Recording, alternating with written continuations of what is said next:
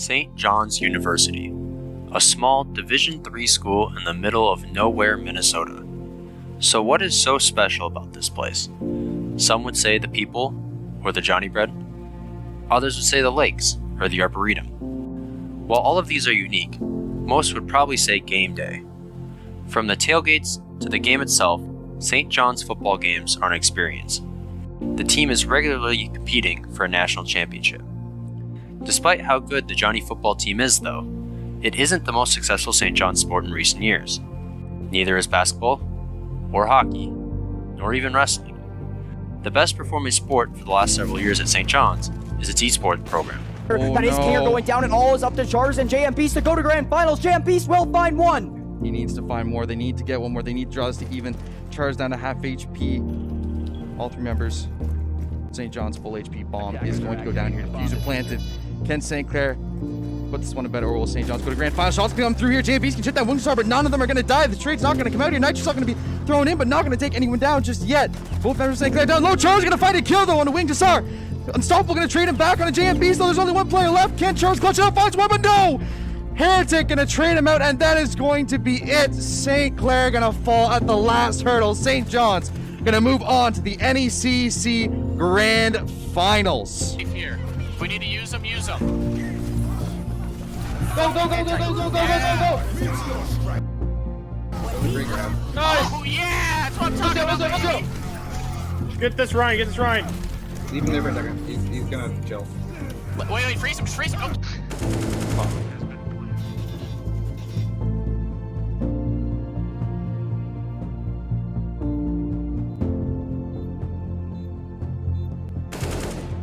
Double S. Nice.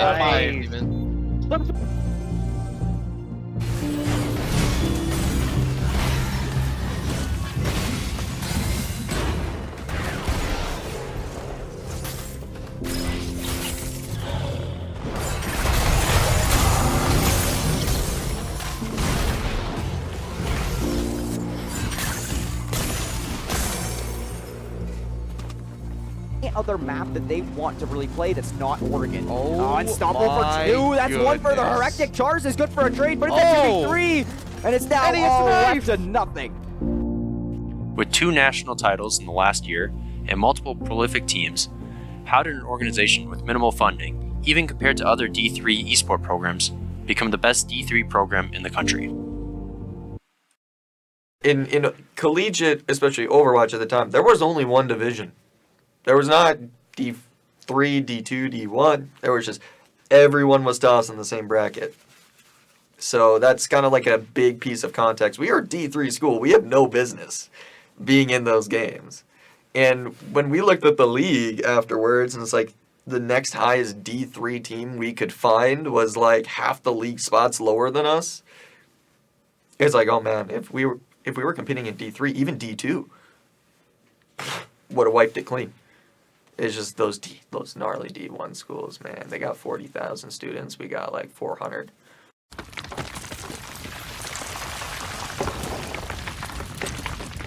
Earthquake. No, Captain. Battle formations.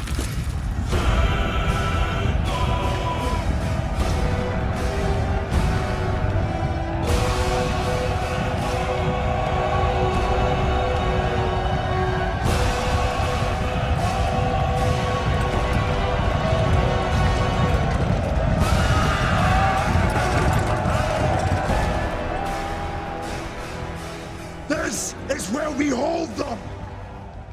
This is where we fight! This is where they die! And these shields, boys!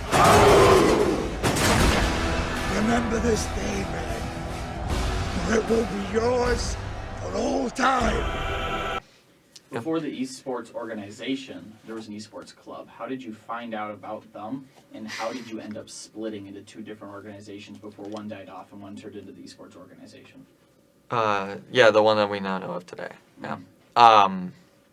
Initially, actually, there was a Overwatch 3v3 tournament, and I was still at the time somewhat training to be a pro player because, you know, I was kind of the entire college thing was initially a temporary decision for me, and I was kind of waiting out, see how the family situation healed up.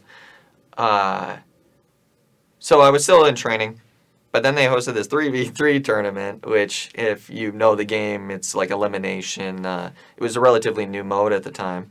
And me and a friend showed up, and it was just us two on a team in a 3v3 tournament, and we went undefeated the whole way through. And he was relatively new to the game, and then at the time, the president came up and was like, "Hey, have you ever thought about throwing together a team here?" And I'm like, "No." So I was like, "Oh, well, that was probably the first time that brought up." Regarding down to the long road that was eventually splitting ways with the traditional esport club there, is that they were very much so focused on smaller, your more standard college affairs, like an occasional tournament here, occasional tournament there. They weren't really an esport club. They were more just a video game club. Something that they can get people together and join up and have a good time. And that was innocent, and it was fine. It just wasn't what we were looking for. So when I started going and forming up a team, it was initially under that brand. But me and the co-captain, which was the old president, really were disagreeing, and I could see that it was ruining the team and the experience that I was trying to go for, and I didn't want other people to have to deal with that, and that kind of eventually coalesced with him stepping down and us kind of having to throw the pieces together to try to make something at the end. And it was after kind of at that point, initially it was very difficult to form an additional organization because we were esport, but yet they had the name. And the school as well was they didn't like the idea initially, especially, of something that could potentially poach athletes from football or basketball and the such. So the struggle was more so, how can we make this the best reality for the people who are interested in doing it without overstepping the boundaries with the university? And just because they didn't quite understand the good it could do yet doesn't mean that we should be afraid of going and achieving that good. So that was my main goal, is how can I do as an individual, make it the best I can for myself, but more importantly, the other people around me. Because by this time, my pro career, all of about dead at that point. Overwatch League was founded. It was up and running. The entire path to pro that Blizzard had set up was already showing its faults. It was not easy to be up-and-coming North American talent at the time. They were really investing into Korean talent. And a variety of other more complex and deep-rooted Blizzard issues started to show up. And it was just like, I probably need to sit back, start looking at academics as a serious way forward, and focus on what I can actually affect with myself and my hands. So hopefully that answers. Long-winded. That's on me. So what got you to really start being interested in continuing to compete, but now to represent the college? Your transition into college life, and kind of for a lot of people that can be like a struggling or pretty large change, if going from high school to college. What got you to really start being interested in continuing to compete, but now to represent the college? I say I would agree with the majority of people that found that transition difficult. I think my freshman year of college was a tough time, and being able to start competing in esports. We didn't start the Counter-Strike team until my junior year, but we did some competing with some friends of mine, and Melee actually was the first thing I did at college. Found some Melee friends and played Melee my freshman year. It was a great way to bridge that transition into a new stage of life. Obviously, tons of new things are happening at college, and being able to have something be the same from before and after it helps move that flow forward, and being with others, competing with friends is another good way to do that as well. So being able to do that was a great way to make that transition. Hello, Max. You want to sort of give a short introduction to yourself in the context of St. John's Esports? What? That's a lot of information I need to give then. Just, who are you, Max? Panic. No, I guess I decided to at least go to St. John's after looking and wanted more of a smaller school. I had no aspirations for esports, at least within a collegiate mindset. Beforehand, I don't have fun Call of Duty or Overwatch stories like Brady does, but I was offered to play for a Madden team, which was funny. I could have went and played football video games for an organization, made some money. And then I was also on a semi-professional CSGO team, which was fun. We weren't very great, but it was a lot of fun. And being young, which I was 15 when I got the offer from the Madden organization, which had to be declined because you need your parents' signature, and parents don't exactly want to send a 15-year-old out to a different state to play video games. And with CSGO, usually a lot of the players are older, which isn't a consistent thing amongst a lot of video game and esports. Usually it's like 18 to 22 is kind of like prime, and then unless you're really good, you can kind of go over. But CSGO is a much older community, so being a 15-year-old getting yelled at by 25-year-olds was a lot of fun. But no, just going in, I had no intent on playing video games in any kind of... I mean, I was still looking at maybe playing CSGO, but nothing collegiately. I was more just looking to semi-pro, if anything. Can you recall the memory when you first heard that there was this esport thing at college? Yeah, so my FR? No, RA. My RA played Overwatch on Xbox, and he figured out that I did as well, and a couple other people did from our floor. And so we were playing it, and I mean, I was pretty decent at it. And so there was a flyer going around that got taken down right away by Life Safety because they hate happiness and anything. But there was a flyer that there was an Overwatch team, and he kind of brought it to my room and was like, "Hey, Max, you should do this." I'm like, "No." And he's like, "No, you should at least talk to him." I said, "Okay." And so then I reached out to either Brady or Mason. Can't remember. I reached out to one of them. Definitely wasn't. Actually, it may have been Timo. Might have been. It might have been. But I reached out to someone basically just to get general information, and they had a tryout, which it wasn't a tryout. There was like 5 people. It's a 6-person team, so it wasn't a tryout. It's, are you real or not? But I enjoyed everyone who was there. It seemed like they were kind of friends before I got there. Like they at least knew each other, and so I was kind of the new kid on the block. But showed up. I was also relatively new to mouse and keyboard. Playing Xbox using a controller, but playing on PC with a mouse and keyboard. So that's at least how I found out and how I initially got with the team. And ever since I played on every team that's been there, because it's a fun game. It's a fun game despite what Blizzard tries to make it. So. How did the team then first form, such as like recruiting? How did you find players? And then how did the team also change throughout the year, fall and spring semester? Recruiting. Technically the very first person on the team was that old president. I had kind of coached them up from high silver to grandmaster, which is the equivalent of, if we're talking about overall, like say basketball talent, would go from like a middle schooler in basketball to a Division I starter. Right, that's a massive jump, and it's only in the world of esports that somebody can climb that fast, that quickly, but it is a thing that can happen. So he was the first person to technically be on the team, but after that, the recruiting was very grassroots. I always joked a little bit because I kind of look like one of the classic sort of homeless person with a cardboard piece of paper, right? Or a cardboard box or something where it was made as like, hey, do you want to compete, represent the school in esports or in some form of manner? And that brought out, there was some emails earlier on.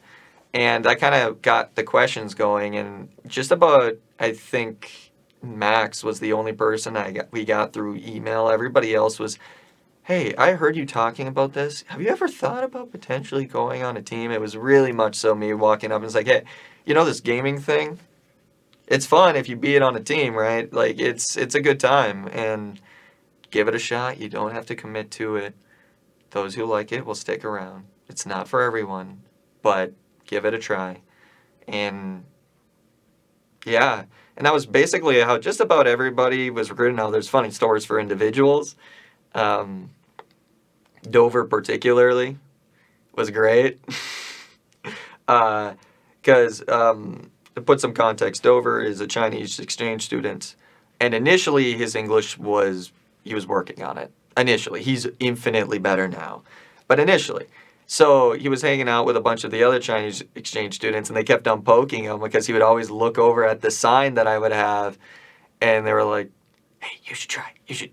They kind of like the classic sort of elbow to the rib cage, and eventually I picked up on it, and I just like got up and I sat down on their table, and I'm like, "Hey, I see you looking at that sign," and I loved Dover. He's so funny, but his face was just full red. Just so red. And he was just like, I don't know, man. And he would, in half Chinese sentences, I don't even think he knew this because he was just so nervous. And he's like, okay, I'll show up to one. And then he showed up to that one, stayed there 3 hours after, and then showed up to the next, and then the next, and then the next. Started asking me more. Hey, can we do this more often, sort of thing. And that was how we got Dover on there. But yeah, no, the first team for St. John's was the Overwatch team, and a lot of it was purely recruitment by word of mouth. Actually going out there, really had to swallow the anxiety, the social anxieties, because I was being essentially that guy. I'd be like, hey, have you ever thought of joining this sort of thing? Kind of the military recruiter sort of methods to it. So yeah, it worked out. We got an interesting group of people. And as the season continues, you know, some people just figure out this wasn't for me. It's a time commitment. Esports is a time commitment. And just like how people drop out of sports in the traditional sense during school so I can focus on academics or something like that, it was the same with esports. And though there definitely was a schism forming with the disagreements that me and the previous president with, and I would honestly have to say my biggest regret was not bringing that up sooner and not dealing with that particular issue sooner, because I was really just sort of hopeful. I knew this was going to be an issue going forward, and I was just kind of like the classic, hopefully it'll fix itself, but it just got worse and worse.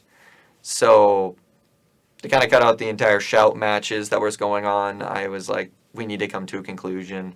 I tried sitting down there and talking with him about, it's like, hey, what do you want to do? We need to fix this. I'm fine if you're being the authority figure in this, but we need to follow one person. We can't have people who have multiple ideas. You can't test out the quality of a plan if not everyone is following it. And he couldn't decide that he didn't want to be the leadership position, nor did he want to follow leadership. And it was just like, I don't know, man. I can bring it up to the team, have them think about it, have them vote. And then we had that one final practice, and he was like, you know what? He kind of, after that, said a pretty funny Discord message that we keep among ourselves now, but it was really funny. It's been a long-running joke now, but after that, he was gone, no longer a problem to be seen, and it was kind of sort of, he didn't want to have to contest the growth because he looked at what the teams were at next year. You know, it was like already by the second year we were up to 18 students that were involved, and then after that it was 25, and he didn't really want to have to contest that, so he just decided to focus on his academics, which I can respect. And yeah, man, that first year was crazy, definitely.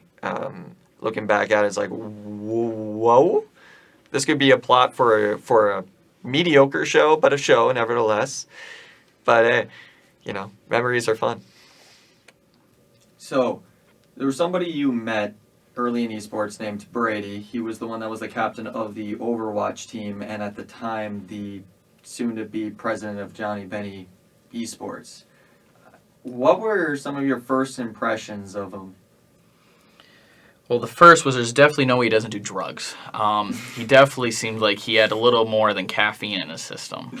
No, but it was actually really awkward getting into the Overwatch team because I initially spoke to the person who decided to leave the team. It's actually a great thing he left. But I actually spoke to him more than I had spoken to Brady early on in my career. And so when this divide was happening, which was basically a 15-minute civil war, it was really awkward being the new guy on the street, not knowing all the background information and kind of wondering, like, is this organization now falling apart because it's splitting? Are we getting a new regime change for the better or for the worse? And thankfully it was the better by far, but that was definitely, I remember just how kind of awkward and uncertain it was. Like, okay, so I'm on this team for a week and a half. Are we done? Well, it was a little longer than that. I was on the team probably for 3 to 2 months. I was like, is this it? Like, are we just done? Is this going to fall apart? But and then after that, and this is kudos to all players because they need to do this when there's a captain, especially when it's a peer, is giving them control, especially when they show that they have the competency and the want to help every single player. And so after because it was a power struggle, the first few months of the Overwatch team to like who to listen to, or there's different types of people. There's people who talk behind others' backs, and there's people who don't. And one of them, not Brady, so that narrows it down, would talk behind their back, and so it was really weird, but also shows who they are as a person. But basically, as soon as what I would consider a toxic part of a team, which is really bad and affects players' like mental state on how they view the team, as soon as that was removed, he seemed almost more like a coach, or like more like a coach than almost a fellow player, just of how serious he took it and how much time he wanted to put into the team and see players grow. It was never about himself getting better. It was about the team and everyone else. So it was a great experience, especially, being a freshman in college. You got to have some guidance. It wasn't just 5 guys trying to figure something out. You had someone kind of take the wheel. And so that was first impressions. So you were the third person to try to found and start a new team at St. John's Esports. The game that you had started and founded was League of Legends. Can you talk to us about what that experience was like? Recruiting is very difficult, which even for League of Legends is a relatively popular game, especially competitively, is finding players especially. And I definitely had this feeling early on, like first even 2 or 3 years in college, is you don't want to say you're an esports player. I don't think I ever told any class, anyone that I wasn't really close with that you're an esports player, because it has a negative connotation around it. It has for a long time. I think it's lessening now as we're selling out arenas and more popular than soccer. But when I started the team, I was a little worried about getting the right people in the doors. And the first year was super easy. We had a senior, Brandon. His younger brother would follow up. His last name is Colso. I did call him Coleslaw, but he is absolutely fantastic. He was great as a player. And then a couple other players. I'll give Tyrese a shout out because although they were older than me, because I was only a sophomore when they did this, they came into the team like willing to learn and willing to try, but the most important thing was willing to have fun and just play as a team. And that was the biggest thing for me, because we weren't ever even good. Like I'll be blunt, as someone who is big in the League of Legends scene. Our other 2 teams could compete at a much higher level. Even myself, not very skilled at the game. I mean, maybe top 3% some of our players were, but League of Legends is one of the esports where the younger you are, usually the better you are. And so most pro players are being scouted at 16, 17, and then you're getting pulled into teams, 19, 20. And so some of the people we were playing actually went on to be pros. And so we, as a group, couldn't compete, but just as a team and like with the people being able just to play against, other teams around our skill level. And although we maybe have been at the bottom of the bracket, it was so much fun to be able to play a game that I enjoyed with a group of people that I enjoyed more. The team refers to at least 1 year, one run as a Cinderella run that ended in a very unique but sad ending for the players. Can you talk about that run? Oh, the bittersweet run. Oh man, I gotta get film for that. We have it somewhere. I don't know who has it, but it's somewhere, man. No, so the Cinderella run was something that I look back upon very fondly. I played a lot of games semi-professionally, right? I don't think there was ever a team I cared about more. And knowing that, like, I got to develop this team from the beginning, and it wasn't like some manager or some coach somewhere, right? That could just go and, oh, a player's having an issue, drop them, we don't care, because our contracts are very hostile, it does not matter. These were people we knew that, like, this is our team, right? We're going to work with. We have issues, we work through it. And that team was the coalescence of that. The split had occurred where we lost two very important players. I think, 3 weeks before playoffs had occurred. And we went into playoffs with a favorable season. I think we were like 13-8 or something like that. It wasn't incredible, but it wasn't bad. That Cinderella team was interesting because we didn't have the kit to play what was considered to be the best way of playing the game at the moment, which, a little bit of Overwatch history, is called GOATs, where 3 tanks, 3 supports, the equivalent of, in, say, American football, goal line every play over and over and over and over again. We were forced to play into a composition that a lot of people were like, yeah, this just won't work. And in an era where in the game nobody thought anything else could work, we were trying that. We practiced it. It did start off great, but we decided as a team, this is something we're going to commit to. This is something that we enjoy the game. We enjoy each other. We're going to work and we're going to make this. This is going to be our thing. And it started to work. Teams didn't know what to do against it. Scouting wasn't super common in college because there's just so many teams and you have no way of knowing which team you're going to get assigned to next. So scouting is effectively impossible. You get like a 3 days heads up. And it's kind of a little bit of abusing that factor. But so when we started going and playing in this team, it's like GOATs, the strength of it is nothing can beat the composition because it just cannot die. Then we built a composition where, hey, let's just make something that if we don't win in the first 3 to 5 seconds, we lose to anything else anyways. So let's just build something that completely takes that one little second, and we're going to run with it. And that created some of the most ridiculous comms where it's just like, hey guys, we're going to try to count down. And of course, it's so action and heavy that Dover would sometimes say some call-outs in Chinese. We have no idea what's going on. Everybody is coming from all these different angles because this composition was you really had to be from everywhere at once. You had to strangle them very quickly with how this particular game composition worked. And we just started winning against teams that we have no business winning against.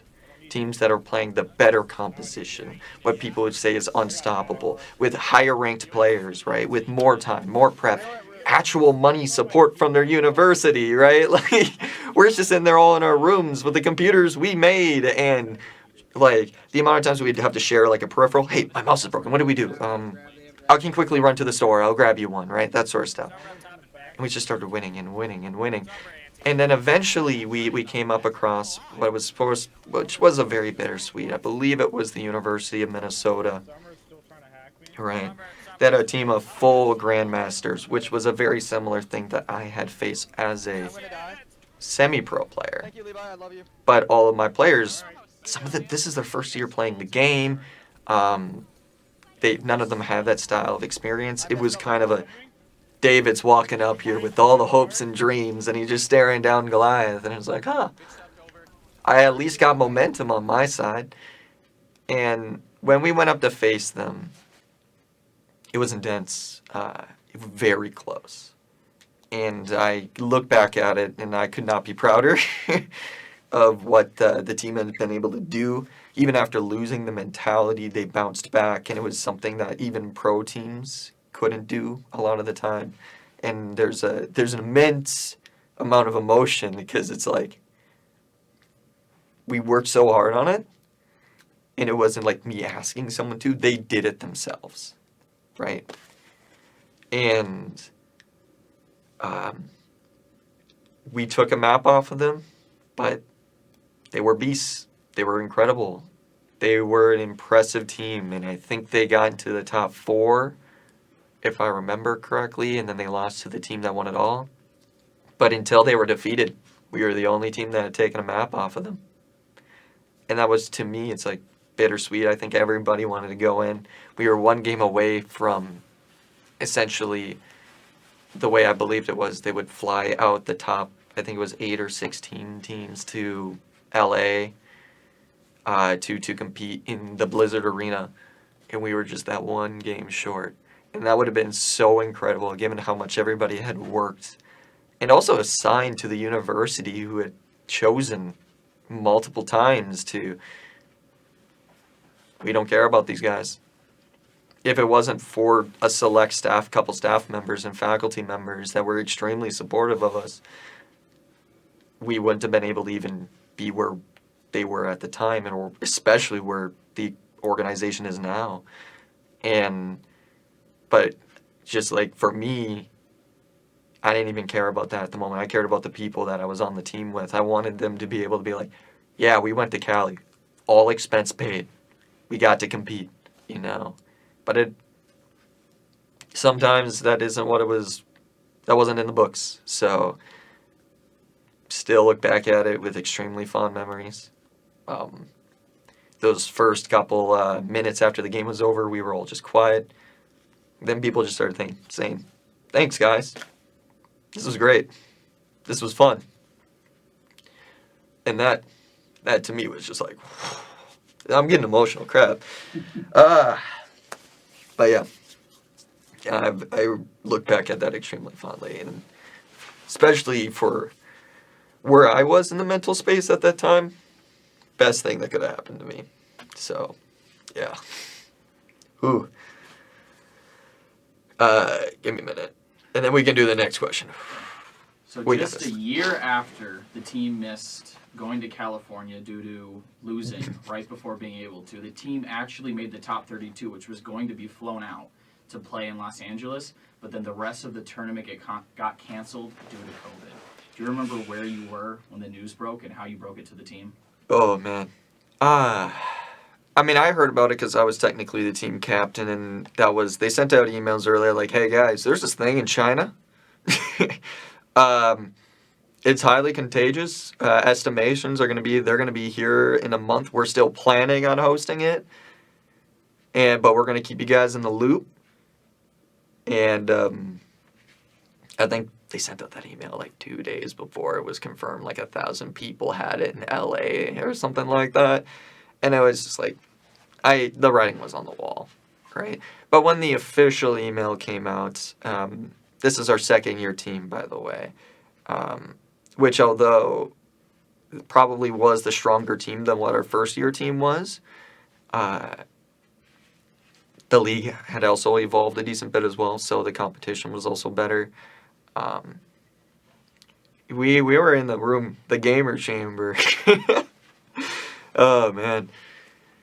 It really is kind of the Harry Potter sleeps below the staircase kind of room, But we were all in there. It was a nice space IT had cleared out for us so we can all be in the same room and compete together. And it was kind of in there, and I saw the email first, and I'm like, man. Just got back from, I think, philosophy ethics or something like that, and yeah, he was saying, like, hey, guys, just letting you know this entire COVID thing, you're all going to get it.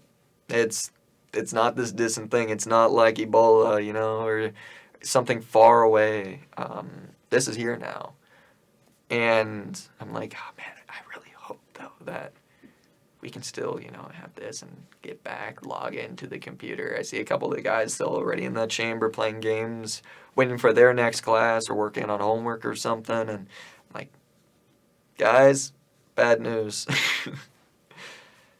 And we looked at it and it's like, they essentially, in the messages, they had canceled it indefinitely. There was no expectation for the season to continue. So it was kind of at that point, it's like, well, what's the plan now? And people were like, hey, not going to lie, I was starting to get a little burnt out.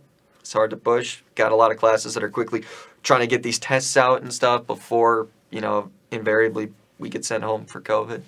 So we're just kind of sitting there like, alrighty, well, let's go play something else then. And we found a couple of other games to play, and eventually, school came around, and COVID canceled that, and the last couple of days where they were like getting students to get out, we were just sitting in the chambers like, oh man, it was so much fun.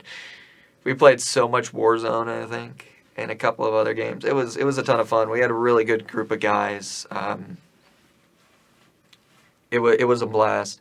And eventually they did have like a mini sort of beginning where you left off season of COVID. But at this point, all of us were at home. Not everybody had the resources to compete at home. And we were just like, hey guys, we can show up, but, half of us are playing on laptops with 30 FPS, with terrible internet. We're from all different parts of the country now. It's going to be bad. And we just played a couple of games, played it through, and did all right.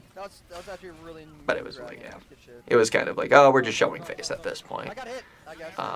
But yeah, so that was really sad. Our peak team kind of got its real chance kind of stolen from it, which it is what it is.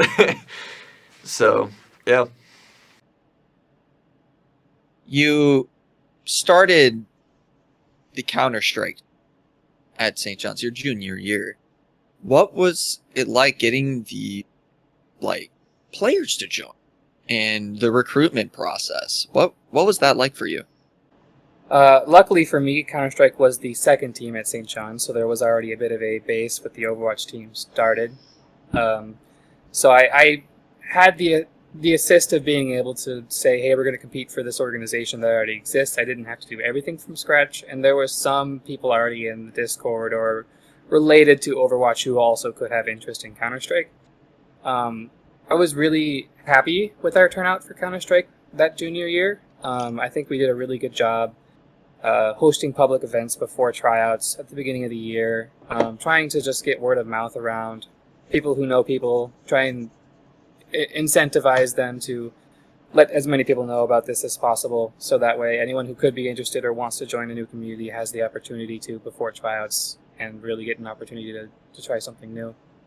That junior year we actually had enough turnout at tryouts to give me hope for a possibility of 2 teams. I think we had a total of 12 participants across all days.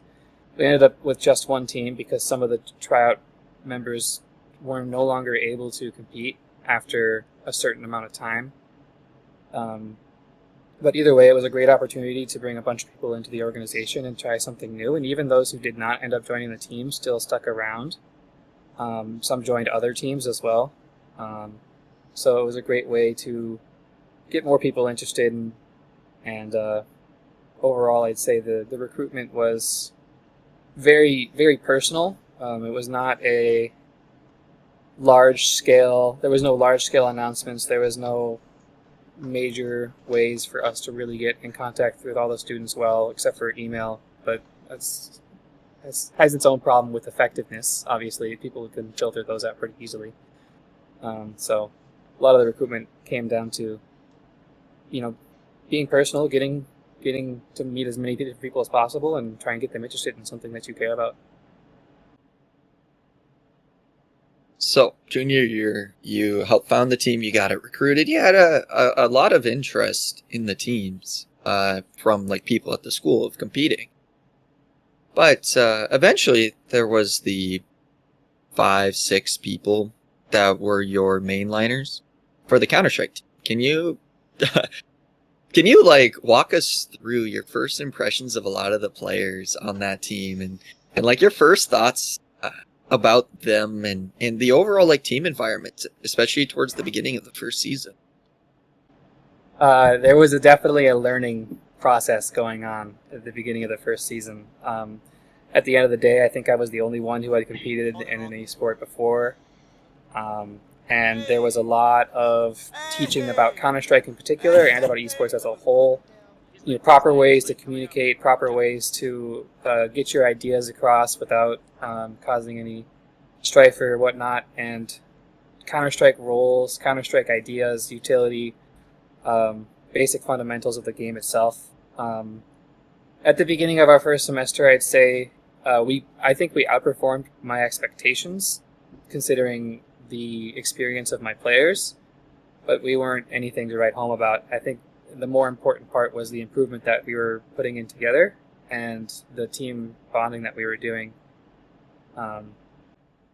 Which must have been pretty effective because it was the same 5-6 people the whole way through. Everybody really hunkered down and we're a team and really continue to compete for many years. What was that like for you as somebody that's managed to keep everyone together that long through? Yeah, it was an amazing thing. For my 2 years there, junior and senior year that we competed, we did not have any starting roster changes. We had the same 5 players for those 2 years, and it was a great thing because everyone got to know each other really well, got to be good friends. I still talk to most of them all the time, and it was a very fun experience. We all became very good friends and spent a lot of time together outside of game. It was more of a group activity by the end of it. It was a fun time for us to hang out with friends rather than the competing. It was both, but one of my favorite parts of the team, I'm sure I'll talk about this again later, is we would spend our game days as a full day. It wasn't really just the game. We'd get together before the game would start. We'd do some warm-ups. We'd maybe set everything up. We'd compete in the same room together during game days, and once our game was over, we'd all stick around, watch shows, hang out with each other. It was a really fun experience. What is something that you would have to pat yourself on the back about something you improved the most throughout your time as a captain? I would like to think that I did a really good job bringing out the best of my team members in game. I think over the course of the time that we were together, I learned their strengths and their weaknesses. I learned where they would be most effective, and I think I did a really good job trying to set them up in a way that they could consistently rely on their strengths and cover could cover for their weaknesses. Like I said, I was the only one that I competed before, and over the course of the entire 2 years, I was the best player on the team, which puts you in a weird spot. At the beginning of our time together, I think I leaned way too much into myself because I knew I was the best player on the team, and it would show up on the score sheet.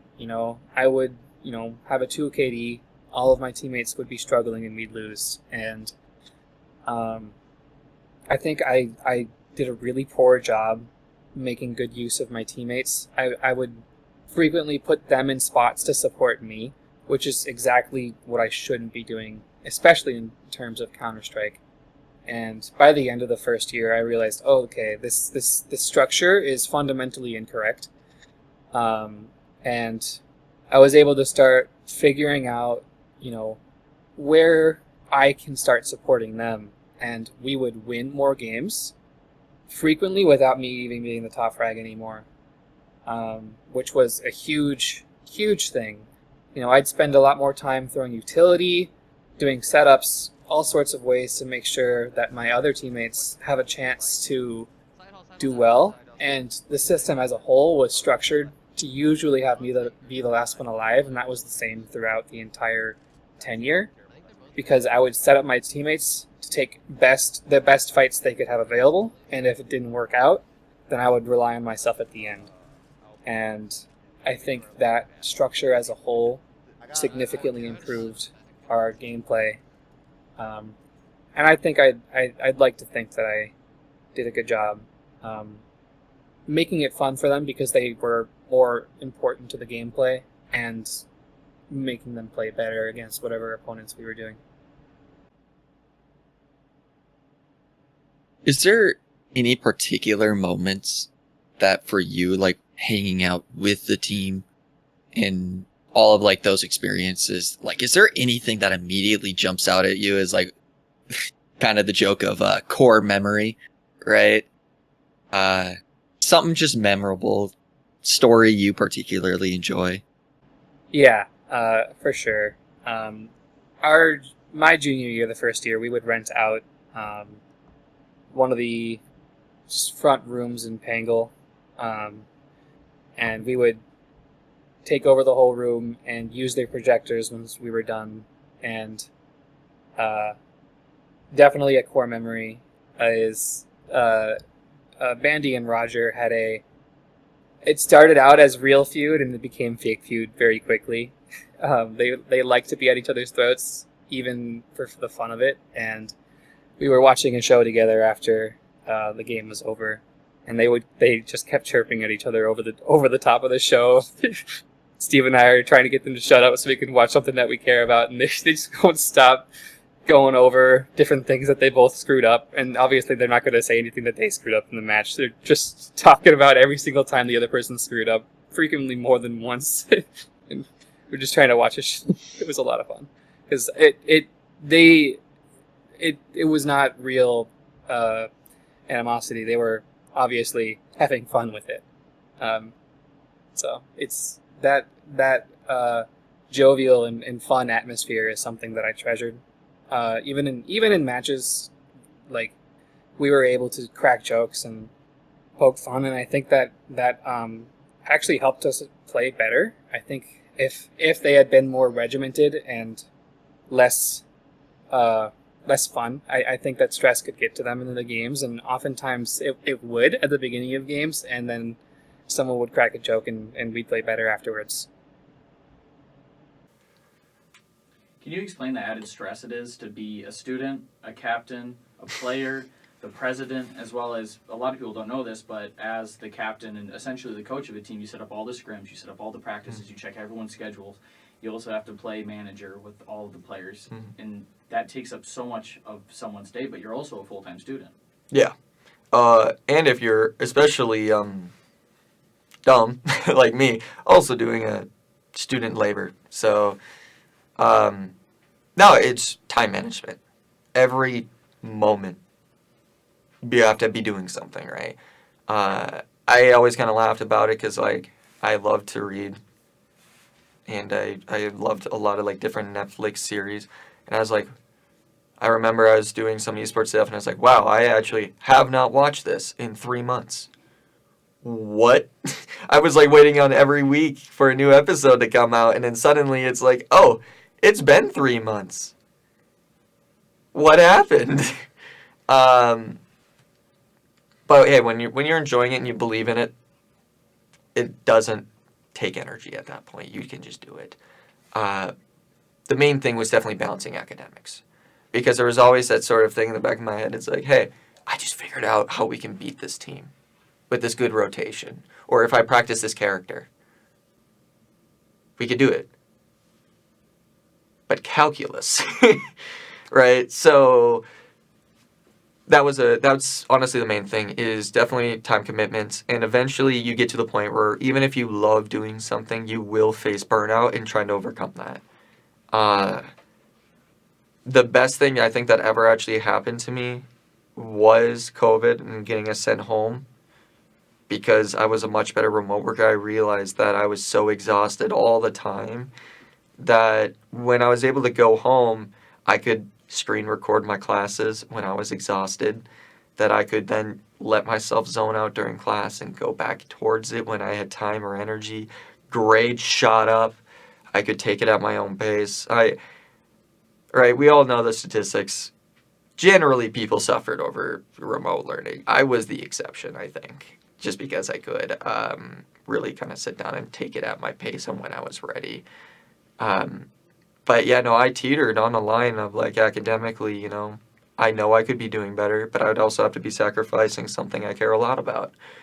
And it was, how can I do this the most effective way possible, right? other than the esports world, I didn't have much of a social life. I think I dropped approximately 4 or 5 hours a day into esport related activities, whether it was working on business proposals for the school, trying to collect support from some alumni, getting on phone calls, right?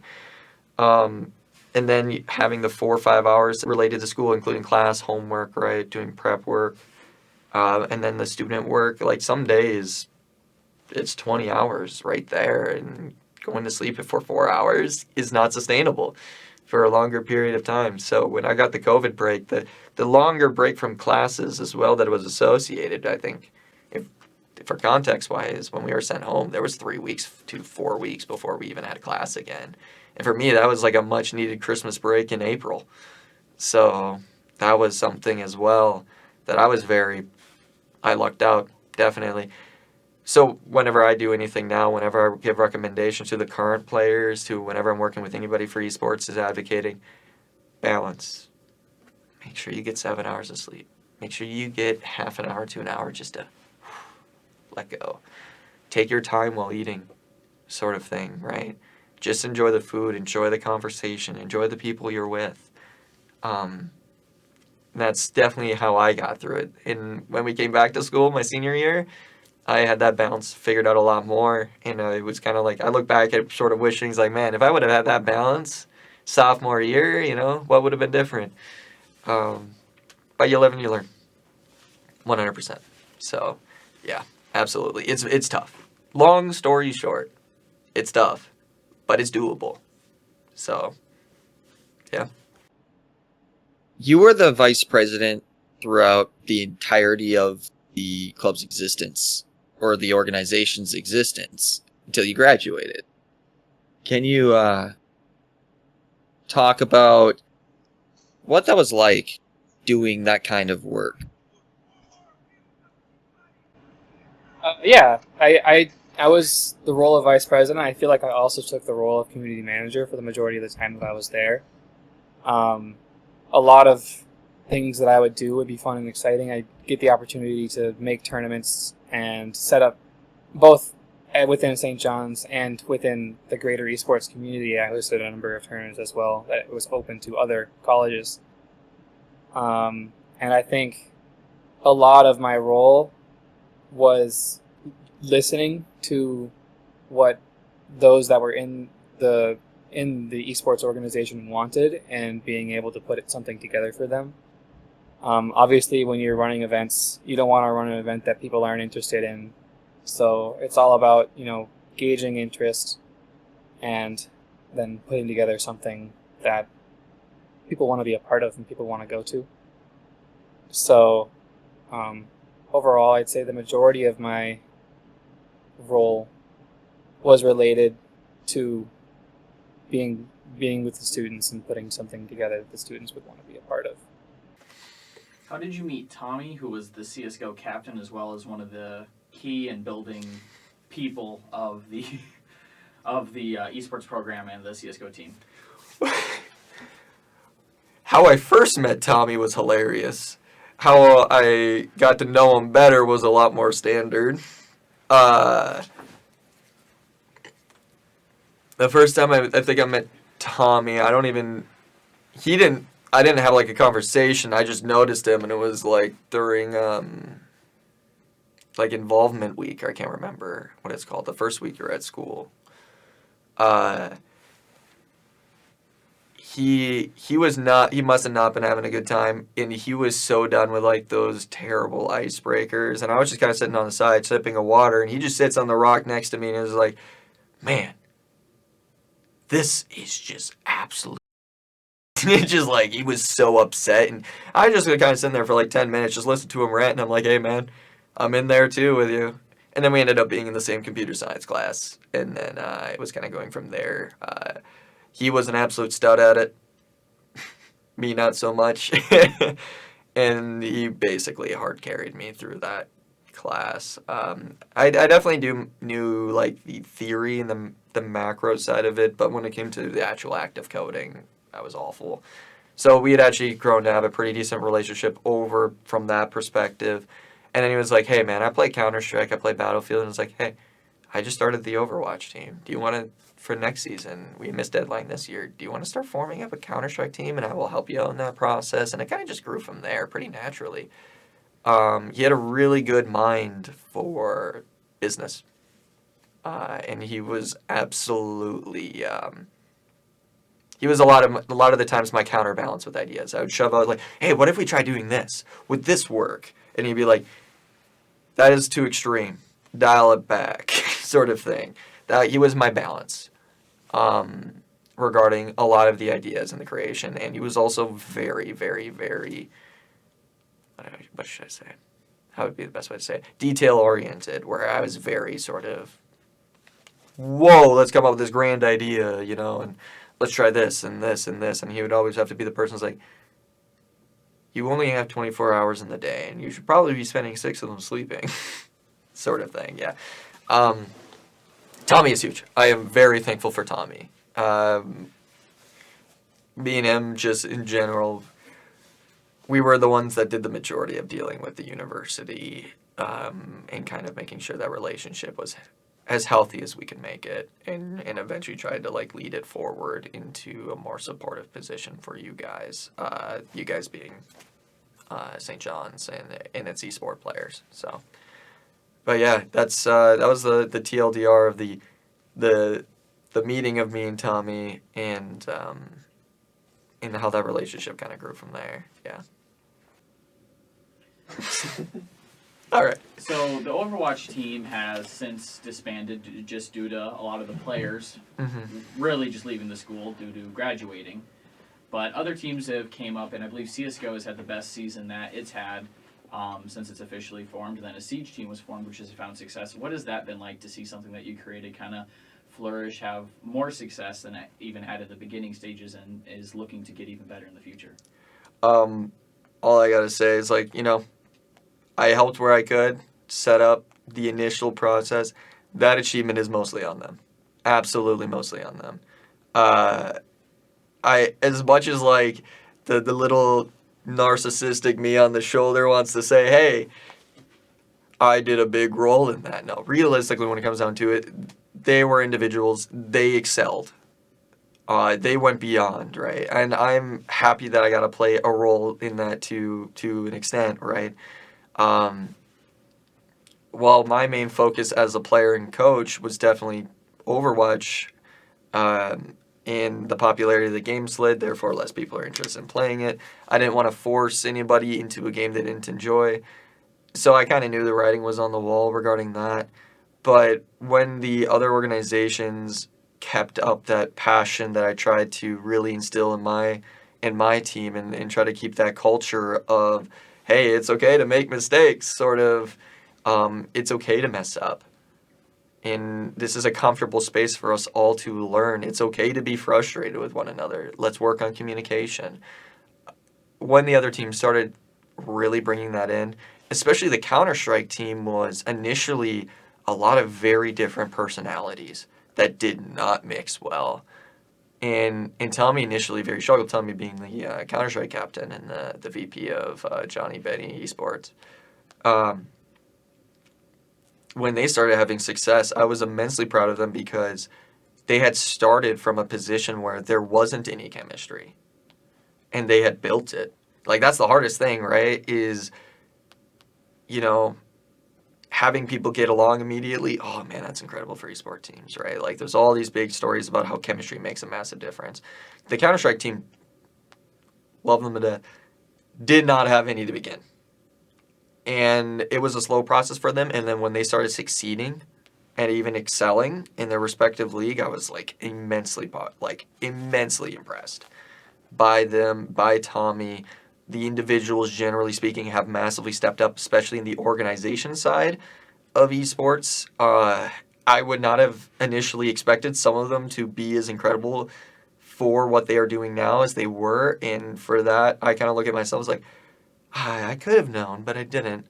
And also just immensely like proud of what they were able to achieve. The Rainbow Six team forming up is kind of like, a lot of it was the husk of the Overwatch team. And with a couple of other people that were very interested in starting it, And I think it was initially Mason that had reached out to me, if I remember correctly, about Rainbow Six. And I was like, hey, what pointers? Right? What would you do in this particular situation? And I was like, now I think about it, I never was really asked. I kind of just provided advice, never was really asked for it. And I'm like, oh, I kind of realized now I was being a little bit pushy in a lot of this stuff. But yeah, I sat down and I had a conversation, and he had the right ideas. He had the heart for it. He cared. That's the biggest thing. He cared. He didn't care about necessarily the results. He just wanted to have a great time, form up an incredible team. And that is the number one thing, is if you care about winning, you're doing it wrong. You care about making a great team. Winning is a side effect. And he had that. And then it became more so, hey, when this happens, what would you recommend from your experience? Right? It was a little bit of like a weird, like, first time I've ever mentored someone sort of situation. I wouldn't really call it intense mentoring. It was just kind of being there and being like, hey, if you ever need help, sort of thing. But yeah, as they started founding it and immediately they started having a good amount of success, then they found the freshie, Landon, the little demon. It's one thing to be a very incredibly talented player, but when you shove a talented player into an organized team with people who care, man, you're off to the races. And I think it kind of shows. You guys got championships, which is more than what the Overwatch team could say. But even that, the League of Legends team had a lot of success given the situation it was in, right? It's when you look at St. John's, there's a very good chance that we are, technically speaking, I haven't looked into it a ton myself, we could be the winningest esport program in Minnesota with no funding. Imagine,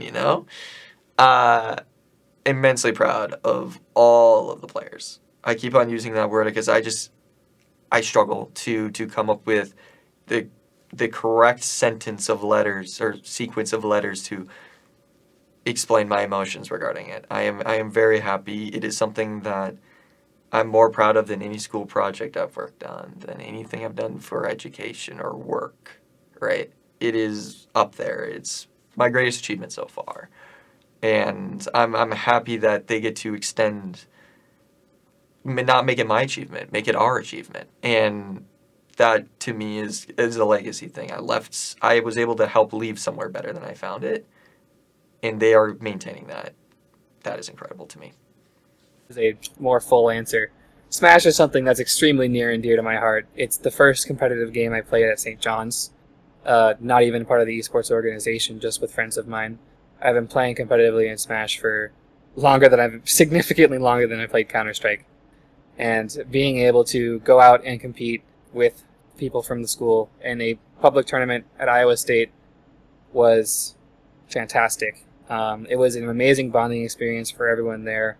The road trip there was fantastic. We got to hang out, and the tournament itself, Connor was the only one to have any semblance of success. I'm a melee player, and I played an ultimate and got destroyed because that game's different. It's very different. I think it's one of my fondest memories for sure. The ride there and back is extremely fun, getting to hang out with everybody in the hotel, and the crew battle that we did at St. John's was exceptional. It's a fantastic opportunity and experience. So I originally got into video games mainly because I was actually learning how to read. And yeah, I got Pokemon to learn how to read, and that's actually what got me into video games originally from my father. And then eventually one of my friends was playing Super Smash Bros. Melee, and I wasn't allowed to play that game at the time, but I was really wanting it, so eventually my parents and I went to Barnes & Noble, and I found it there, and was able to convince them to buy it for me. And that's actually what started my Smash Bros. Playing time, was playing Super Smash Bros. Melee late into the evening after school, as well as training all the time with a friend. And then eventually he went to go on to play competitive Super Smash Bros. Melee, And then for myself, I eventually got Brawl, then Smash 4, then Smash Ultimate, and eventually started playing competitive, partially in high school because we had a little Nintendo club is what we called it, where we played video games all the time. And then going into college, I remember seeing a sign for like less than a day talking about esports tryouts for different types of games. And I thought, I could do this. So I looked to see what they had. And they had like Overwatch and Super Smash Bros. And a few others. And I was like, oh, I could easily do Overwatch and Smash Bros. I played Smash Bros. All the time, and I bought Overwatch less than a month ago. I could totally do this. So I signed up for those two. And eventually, I kind of just ghosted the Overwatch team, which I still feel bad about to this day. But I was invited by Tommy, who I originally met in Comp Sci, which I didn't really know him, but I heard that he played a lot of video games and liked anime. So I was like, oh, okay, he probably seems cool. So started talking with him more. And then he invited me to the Smash Bros. Tryouts. And I was like, okay, so where is this? And he told me he was inside the Alcuin Library at St. John's. I didn't know where that was. So I ended up asking around the day of, less than an hour beforehand, on where that place was. So I had a senior guide me there, where I actually ended up running into another one of the people that were going to the tryouts. And he was a freshman as well. And we both were about 10 minutes late to where the tryouts were being held out because neither of us could find where it was.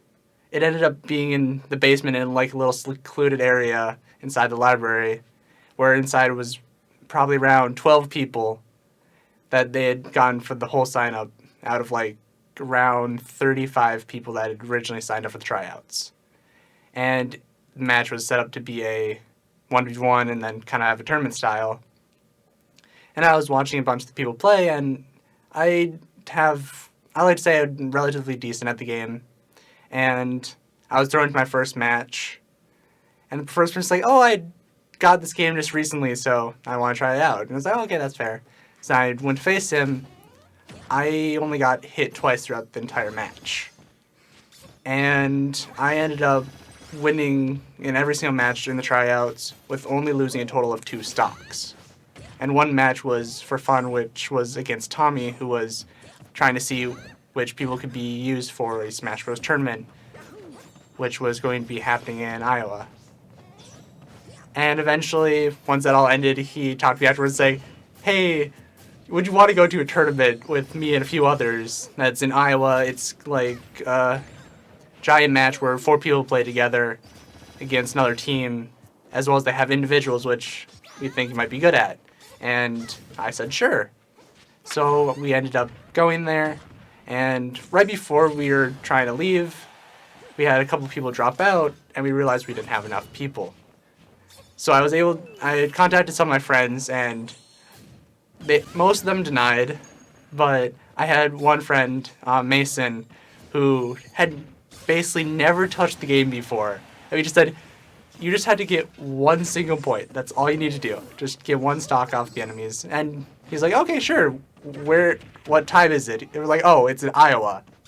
And he was kind of taken aback by that because he didn't really know where we were going to go till just now.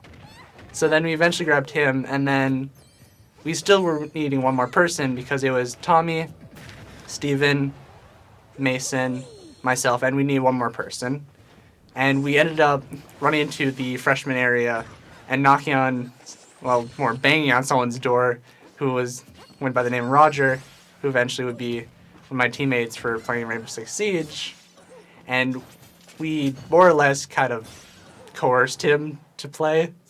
And so we were able to pack 5 people into a tiny little car down to Iowa, driving for hours on end because we were trying to get there and just the whole time and make sure we could get at least 2 hours of sleep before the tournament, which we got 3.5, so pretty decent.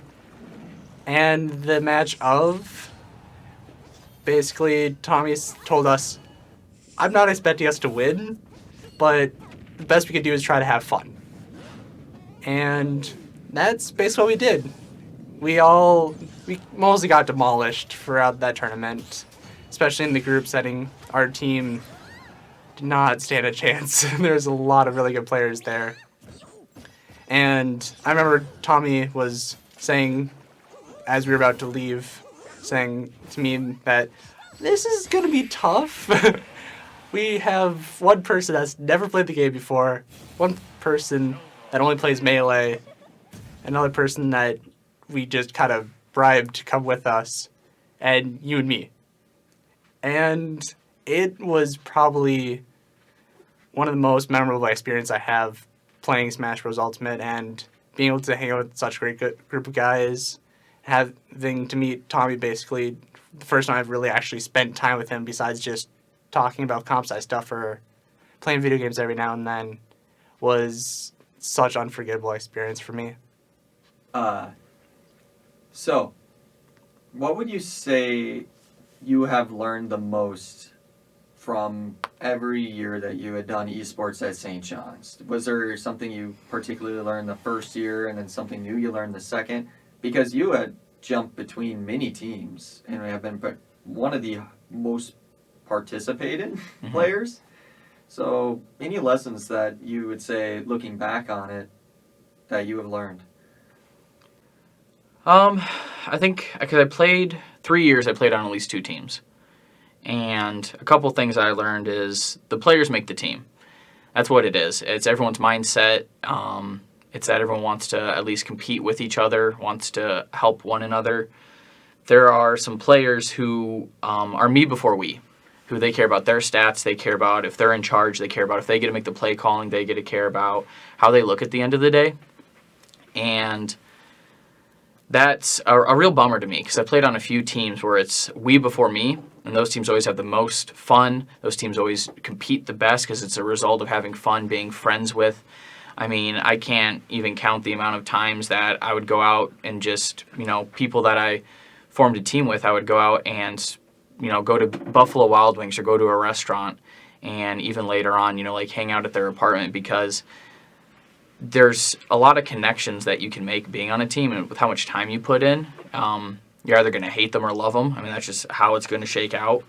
And that's kind of like the first year and second year, more so second and third year as I founded and kind of ran the League of Legends team, is there's a lot of stuff you have to do behind the scenes that's really annoying, and there's a lot of red tape because we're just students.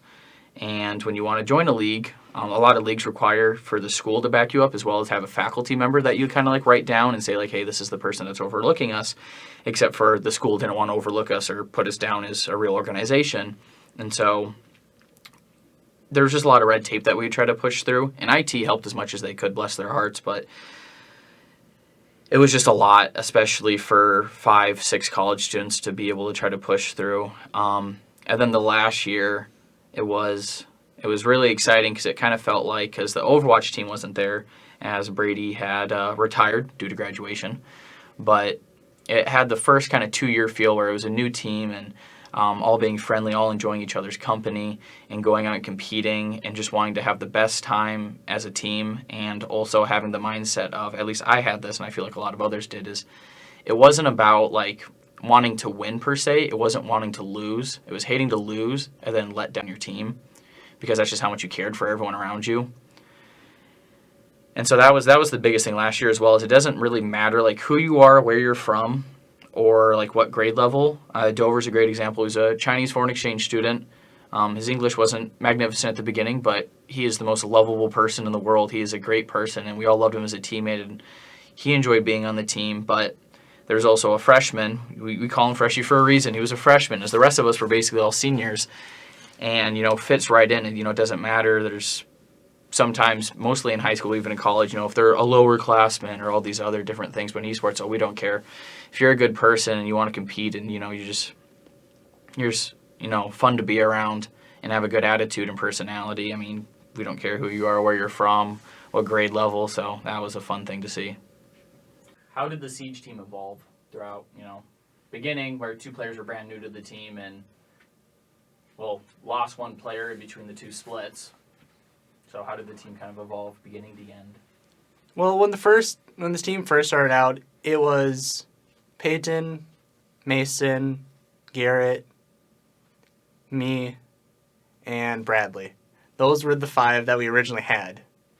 And when we first started, I remember Peyton saying, "I don't expect us to win." And for any match. I was like, okay, that's fine. I could put up with that. We're all here to have fun anyway. And then eventually I heard that we had a person named Max that was going to join. And I was like, I didn't know any Max, but eventually I got to meet him and he's became one of my really good friends. As well as I had another person join, which we all call him Fresh Year. And he was the first year, and his name was Landon. And all I was told that, oh, we know where he lives inside St. John's, and that he had extraordinary skill. And I was very ecstatic because that means I did not have to play all the time anymore because I didn't have as much free time as I was always hoping for. And so when we would start playing, I remember seeing where everyone's skill was, and it was really fun to watch how the team started off really rough because either most of us didn't really know how to play as a team or we just didn't understand a lot about the game because some of us were trying to catch up on experience from what we had forgotten about when we last played or just didn't really know much about the game in general. And I remember the first time in tryouts we had a really rough time, especially because we still weren't playing too well as a team because we were still trying to work things out, not only just strats, but also trying to just play together and not only just try to win, but also make a good group of guys just from playing. And then eventually we started finding a nice routine for both practices and scrims and matches that eventually came almost second nature of, okay, I'm going to be here at 7 o'clock. We're going to do this, this, and this, and we're all going to be here and hang out regardless of if we do well or not. And I feel like that really helped the team grow exponentially because all of us, even if we weren't always super excited to do it, we would immediately start to play and get super excited. And then eventually as well, I think I have timeline slightly off, we eventually got another player called Roger, and he came from CSGO originally, and we're all trying to figure out what we can do for the team because not only did we still have a really good group of guys, we had a new player that was added into the group, which isn't always the easiest thing, but I feel like having the group that we had, because not only did we get Roger at that time, we got Danny as well, which was another freshman, and having just all of them together made the team something that I'm really proud to be a part of, even if I didn't play as often, and I'm really happy with everyone. How did you initially create the Siege team? Oh, God. Okay, so I'm going to back up and do a different question first. How did I start Siege? So I understand Brady really did not like COVID. The Siege team founded because of COVID, okay? We got sent home, and as Brady was mentioning, we had like 3 to 4 weeks, and Connor and Bradley, bless their souls, were like, hey, we found this game we think you'll like. And so they introduced me to Siege, and about 3,000 something hours later in a year, we were coming back. It was my senior year, and I really wanted to make a team. I had friends who we all wanted to make a team, but we wanted to make a school team. And so our initial starting lineup was, Connor, you were a little off on this. It was myself, Bradley, Roger, Connor, Mason. Garrett was not in the picture yet. We didn't even know he played. And so we were getting ready to do that, and I had no expectation of winning. Okay, Connor could barely shoot. Mason could barely walk forward. It was not pretty. And then as the team started forming, we started doing recruiting. I kept asking Brady probably about 30,000 questions a day. And Mason, I told Mason, you're allowed to leave the team if you find a replacement. So he comes back to the room super excited because he's my roommate. He's like, hey, I found your replacement. And so I'm like thinking he's gonna be decent, and then so we go to the freshman dorms, and that's how we meet Freshie, who's just super good, super mechanical. And then we post in the Discord, and so I got a DM from Max, and his DM was, "I am a diamond level player," and I remember. I said 3 years ago, and on Xbox, I gave you fair warning. All I saw was diamond level player, and so You're not dyslexic. He is. Landon said the same thing. So my buddy, who's the captain of Concordia, was not happy because I already said I'd already found Landon. I already told him about Landon. I was like, I found another diamond level player, and he's like, how do you keep finding these players? Now, yes, Max wasn't quite diamond yet, but by the end of the time he was once again. So.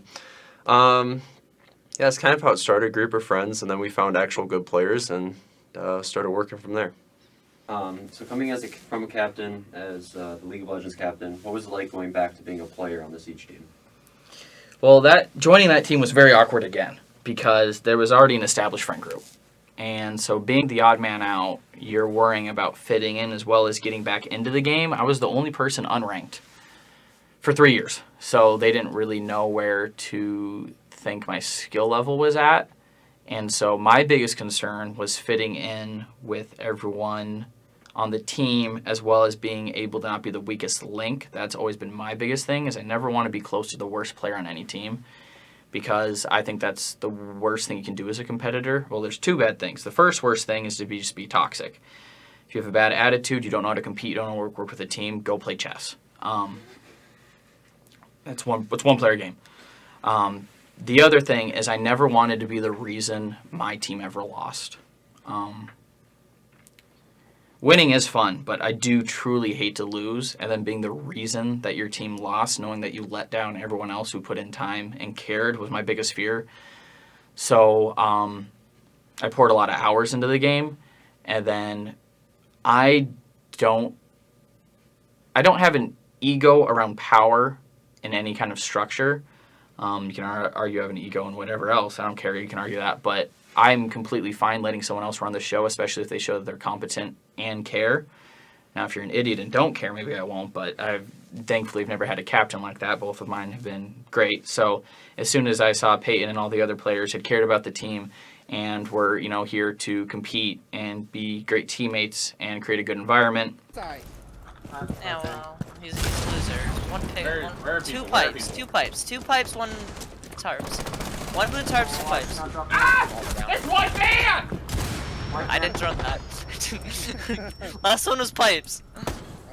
No, pipes. White man. He was banned too! How did he get here?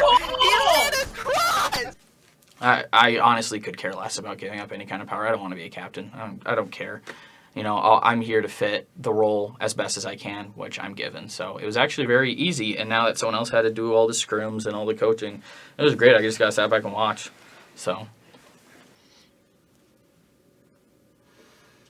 What was the first split like, or the first season? Because there's 2 seasons. There's a spring and a fall. The first season sucked. The first season, so the hard part was Siege is such a mental game and how much stuff you need to know. I know Overwatch from Tyler Brady is a lot more instinctual game. You train players on instincts, and Siege is a lot more just how much sheer knowledge do you know about each map.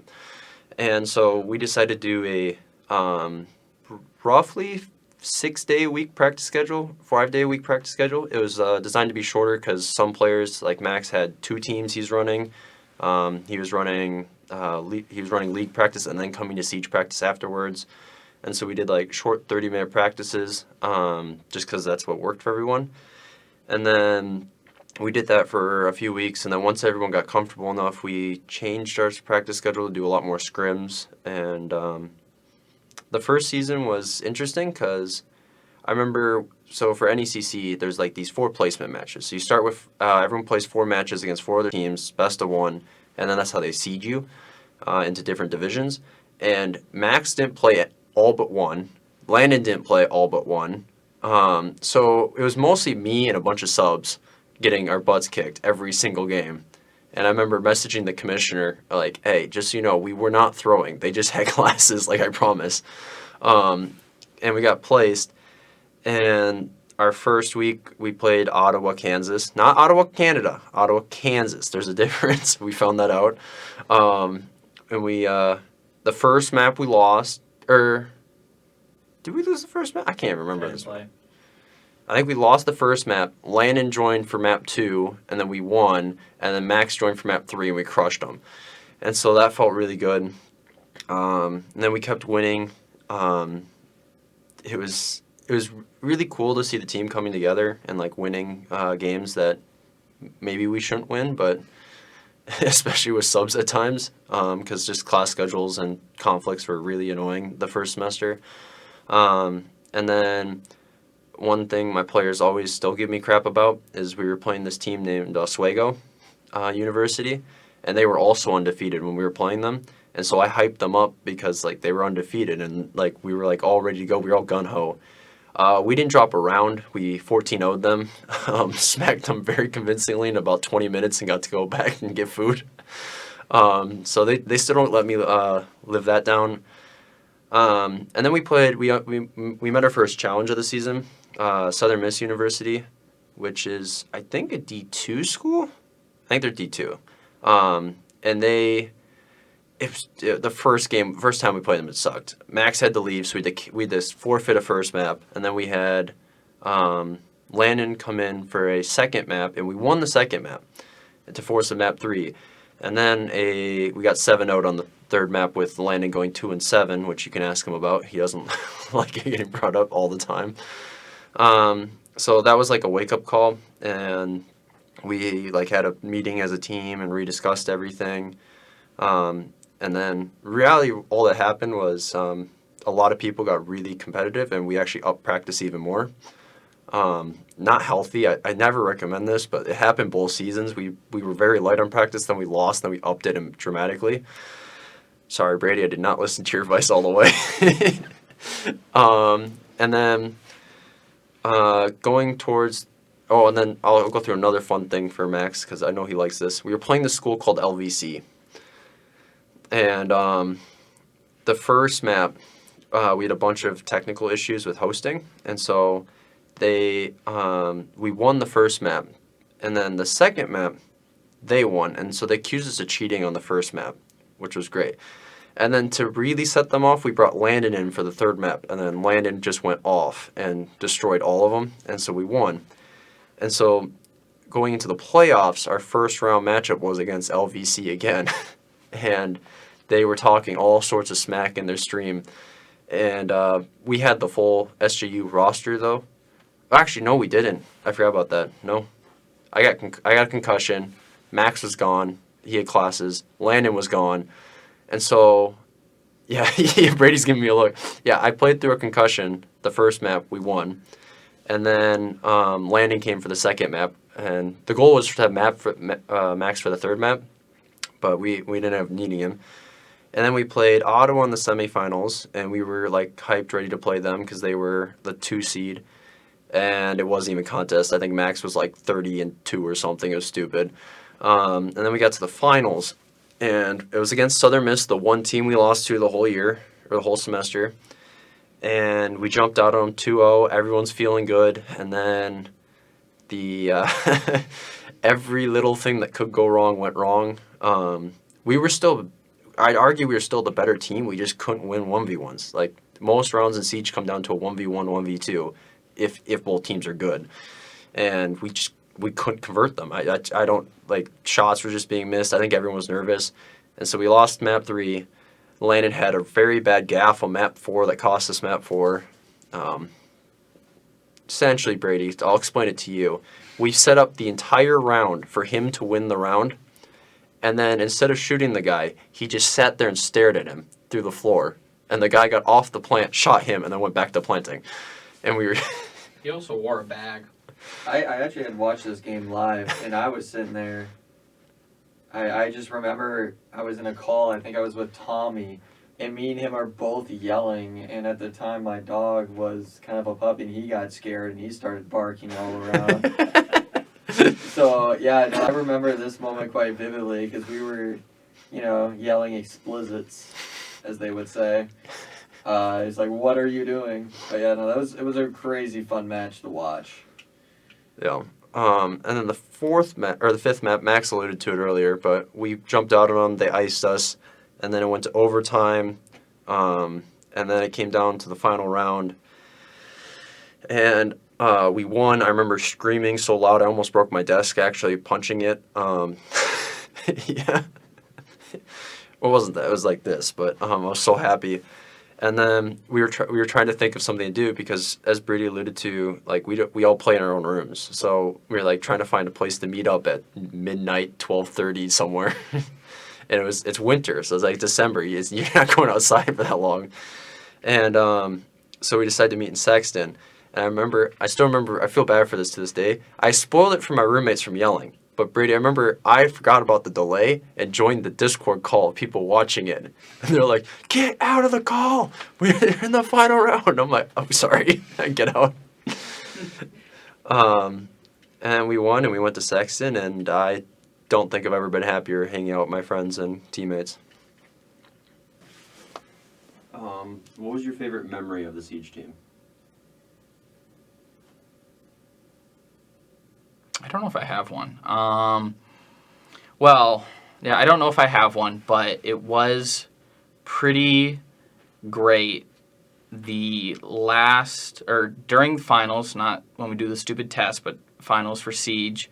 It came down to the last round of the last game.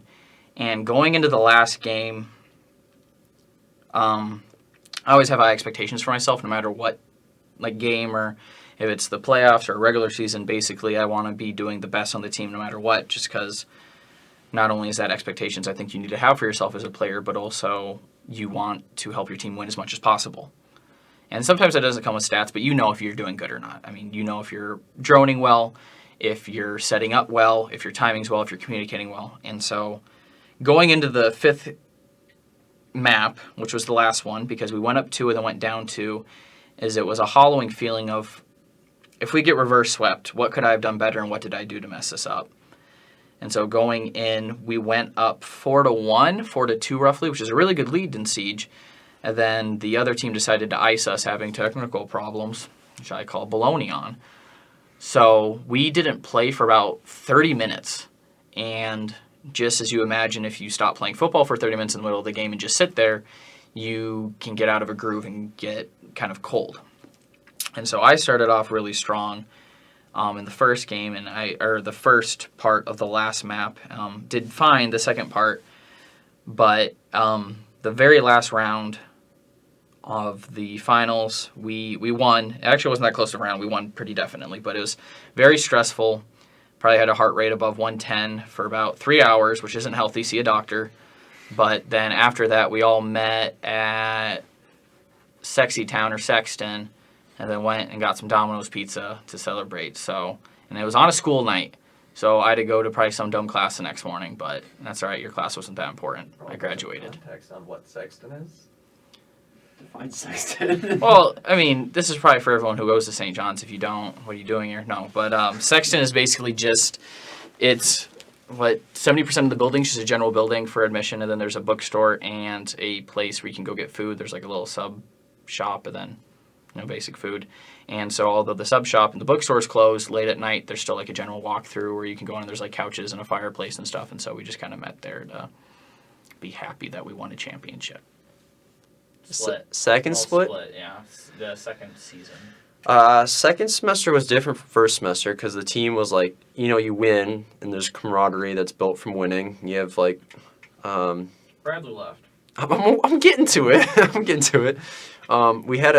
It was a little bit of an issue because we had Bradley leave to focus on school because he was on a very demanding final semester, and so we brought in we called up one of the freshmen to join the starting lineup, and I'm not gonna lie, it was rough getting used to him.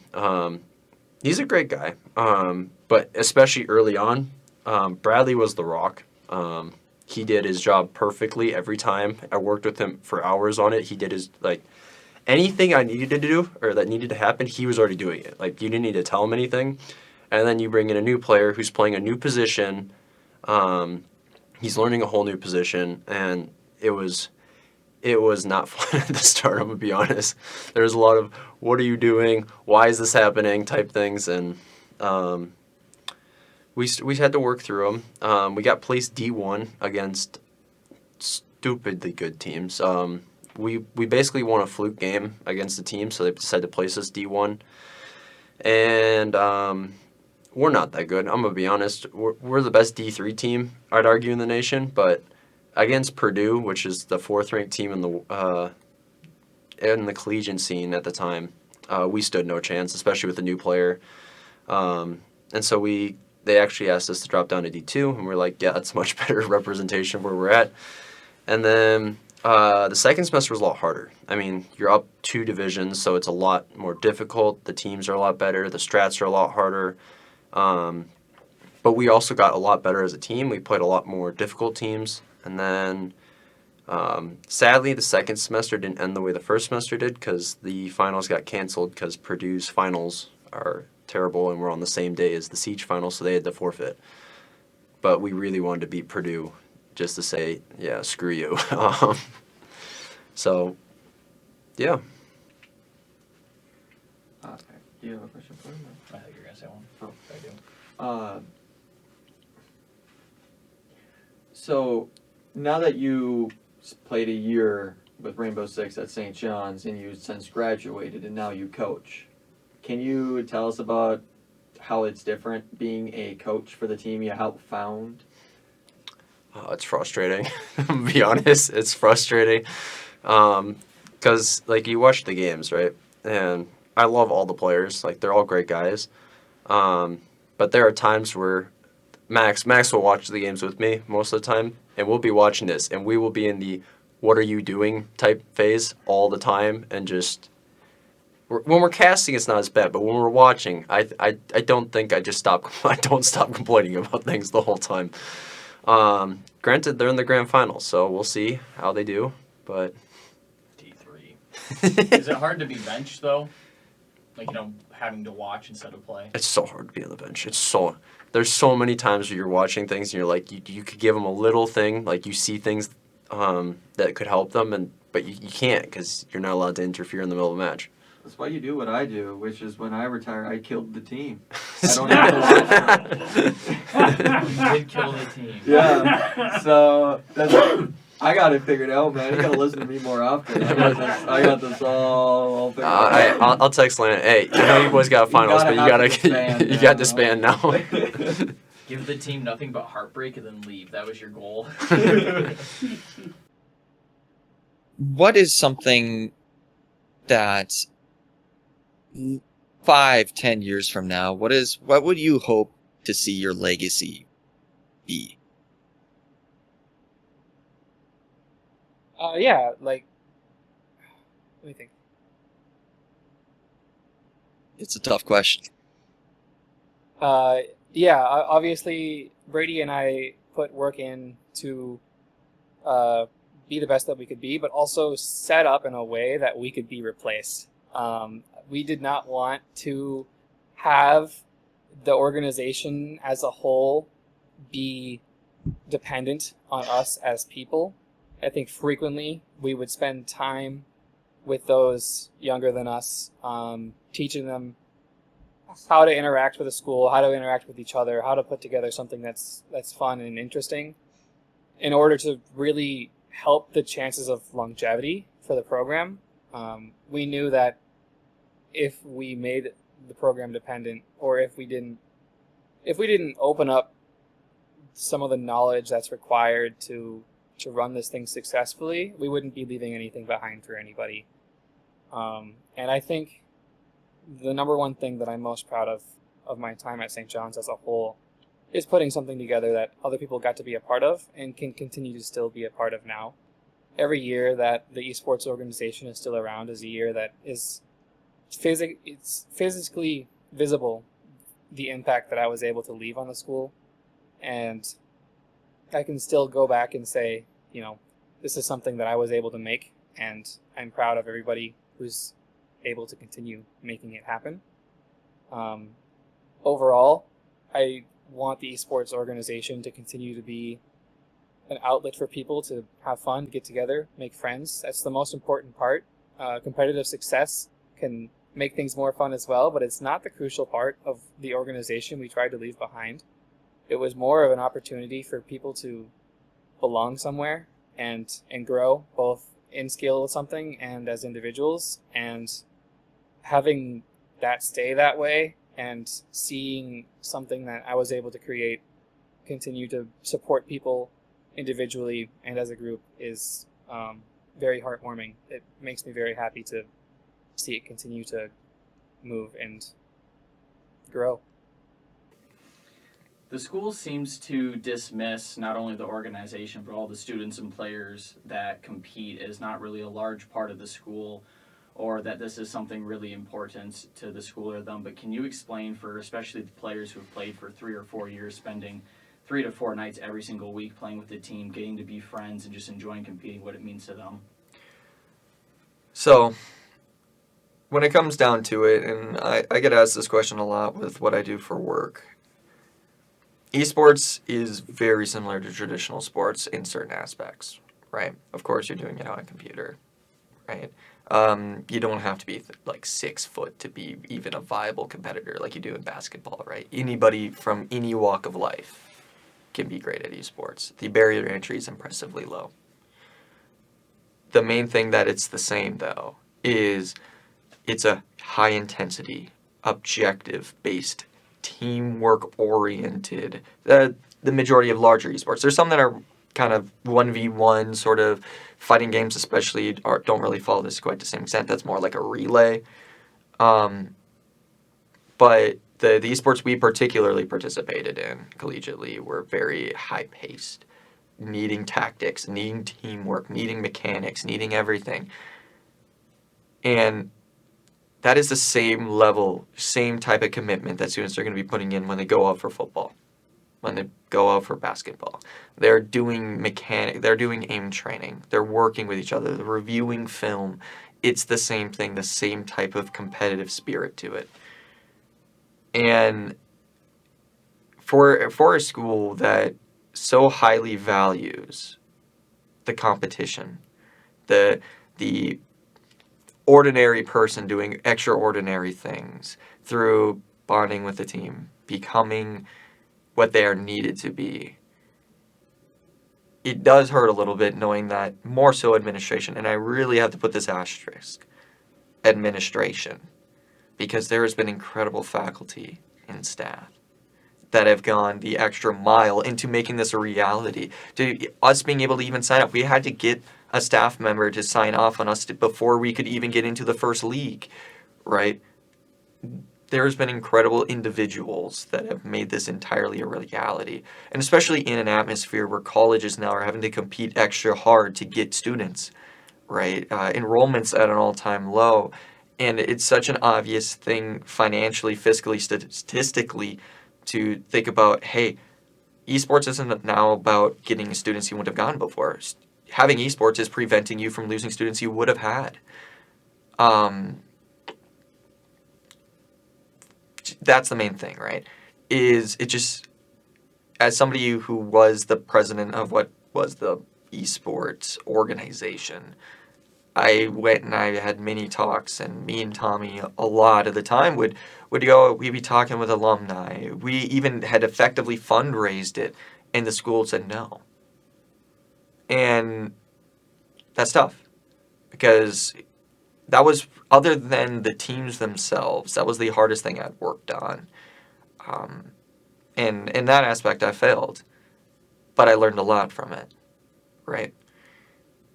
I wish I could have convinced the schools so the players that are putting in so much work could have not been at a competitive disadvantage to those they were going up against, so that they could have had the spaces, so they could have bonded and grown and joined together as a community,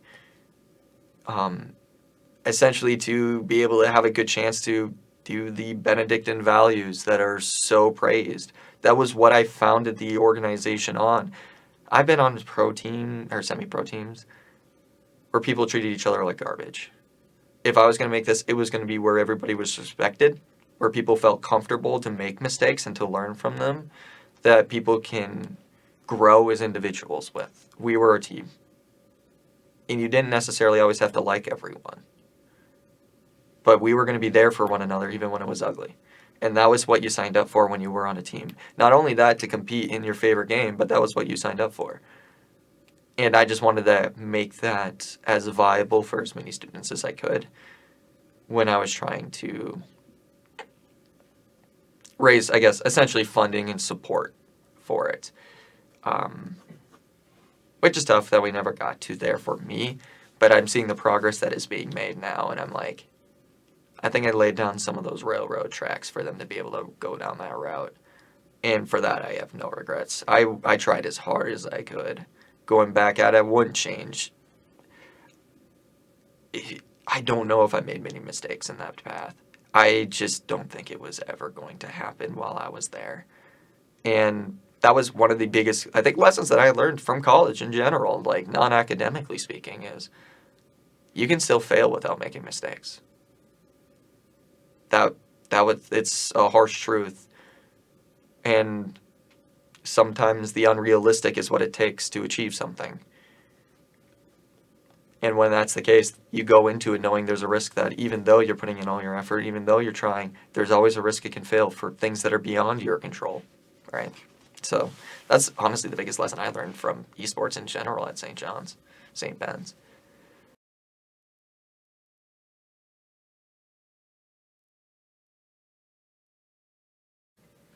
Oh my god, I have so many questions. Did you live in Mary? How do you not know where Elkwood is? It's across the street. I lived in Tommy Hall. Okay, It's fine. still across the street. It's still across the street. Well done. I think that's pretty good. I don't know. Connor, you have any questions? Oh wait, I had one more question. When you first met Connor, what did you think of the emotional support coach? You know, he wasn't around that much. I'm going to be honest. especially spring semester, we didn't have an emotional support coach. He went on emotional support hiatus. So actually, like 4 out of 10, especially the spring, you were not around. No, it would have been better if he could learn how to play the game, because he would have been a great teammate. But he has the hands of a 90-year-old man and can't click on anything to save his life. So he sadly didn't play. But he's the ideal teammate. He's like the bench warmer. Like, God, you'd love if he could learn to play the game, but he can't. But he's a great teammate. So We gotta put some spec on that name. And That we do man not. can play- We do that- not. That man can play some Super Smash Bros. At an absurd level. That is true. He is scary at Super Smash, and that's why I don't play him at it and just talk crap. So you can never be shown up if you don't show up. Who looks younger, you or Landon? Landon. That's rough. There is a correct answer to this, but why does the SJU team take it to the last round of the last map every time? For the drama.